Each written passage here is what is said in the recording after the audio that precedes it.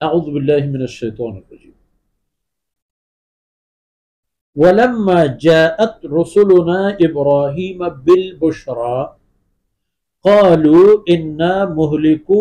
اہل هذه القرية ان اہلها كانوا ظالمين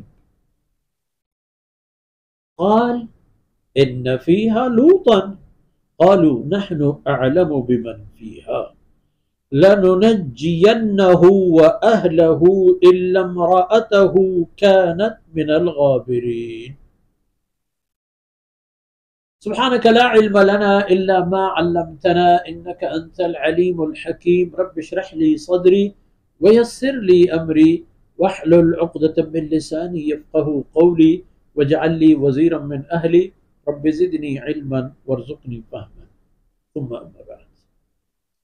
گرامی قدر بھائیوں بہنوں اور پیارے بچوں، آپ نے دیکھا اللہ کے رسول عرض کر رہے ہیں رب انصرنی علی القوم المفسدین،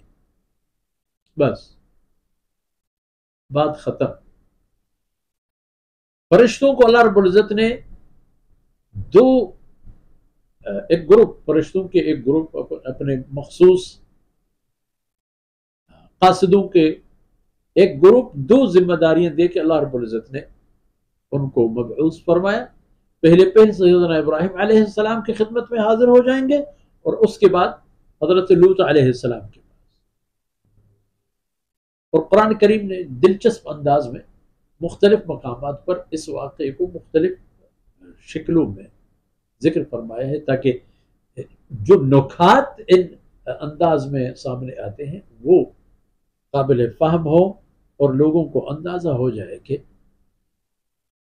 آگے چل کر کیا ہوگا، کیونکہ انسان یہاں بے بس ہے، اس کی اختیارات اتنی نہیں ہے کہ بس ایک راستہ لیا اور کہا کہ بس میں اسی راستے پر ہی چلتا رہوں گا اور پہنچوں گا، نہیں۔ ولما جاءت رسولنا ابراہیم بالبشرى، سیدنا ابراہیم علیہ السلام کو ایک نعمت عظمیٰ کی بشارت دینے کے لیے فرشتہ حاضر ہوئے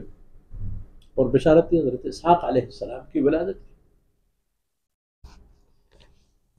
تو پھر فرشتوں نے سیدنا ابراہیم علیہ السلام سے اس حوالے پر بات چیت کی اور ان کو عرض کیا کہ اللہ کے رسول انا مہلکو اہل هذه القریہ، یہ جو آپ کے پڑوسی ہیں ویسے بھی حضرت لوط علیہ السلام کی رشتہ داری بھی ہے سیدنا ابراہیم علیہ السلام۔ یہ قریہ لوط علیہ السلام کی بستی، انا مہلکو اہل هذه القریہ، اس قریے والوں کو ہم ہلاک کرنے والے، ہم ان کو ہلاک کرنے جا رہے ہیں، ان کا معاملہ نمٹانے جا رہے ہیں۔ کیوں؟ ان اہلها كانوا ظالمین، یہ بستی والے ظلم کی حدود پار کر چکے ہیں، جو ایک لکیر تھی کہ جس تک پہنچ کے ان کو آگے بڑھنا نہیں چاہیے تھا وہ بھی انہوں نے عبور کر دی۔ تو اللہ کے رسول نے فرمایا ان فیہا لوطا، اس بستی میں تو اللہ کا اولو العزم رسول و پیغمبر لوط بھی تو موجود ہیں،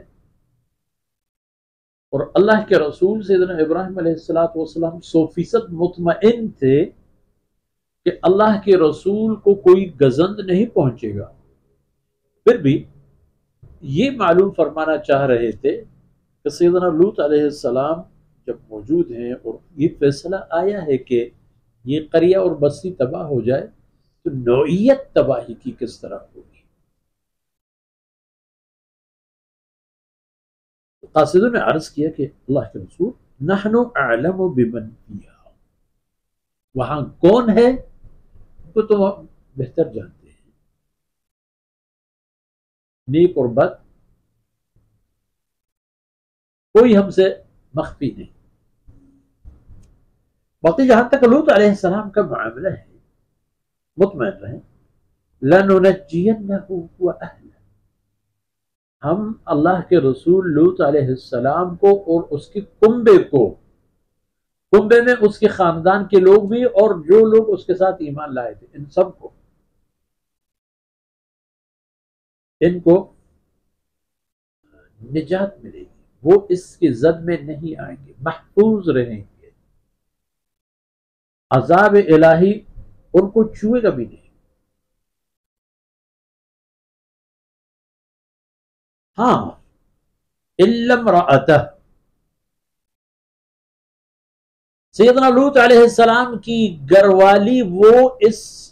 عذاب کی زد میں آنے والی ہے، اور اس کے سبب اس کی اپنی نعوذ باللہ بد کرداری نہیں ہے، کیونکہ وہ تو اللہ کے رسول کے گھر میں تھی، وجہ اس کی اسی حالت میں اپنی قوم سے محبت اور پیار، کہ جو ہیں سو ہیں میری قوم ہے۔ اسی مسئلے پر اللہ کے رسول سے اس کی ہمیشہ لڑائی ہوتی تھی، اور اللہ کے رسول کو حکم تھا کہ اس کو اپنے گھر میں رہنے دو، ورنہ اگر اللہ رب العزت کا حکم ہوتا کہ نکال دو تو اب نکال دیتے۔ فرمایا کہ یہ جانے والی ہے، یہ چونکہ اسی قوم کی اسی حالت پر بھی راضی اور اس کو دل و جان سے لگانے والی تھی، وہ بھی اسی تباہی کے شکار ہو جائے گی۔ اور سیدنا لوط اور اس کے اصحاب و احباب اور دیگر گھر کے افراد بالکل سلامتی کے ساتھ نکال دیے جائیں گے، اور ہوا بھی ایسا، اور اگلی آیتوں میں دیکھیں گے کہ کس طرح اللہ رب العزت نے اپنے دوستوں کو بچا لی اور دشمنوں کو تہس نہس کر دیا۔ وصلی اللہ علیہ نبینا محمد وعلی آلہ وصحبہ۔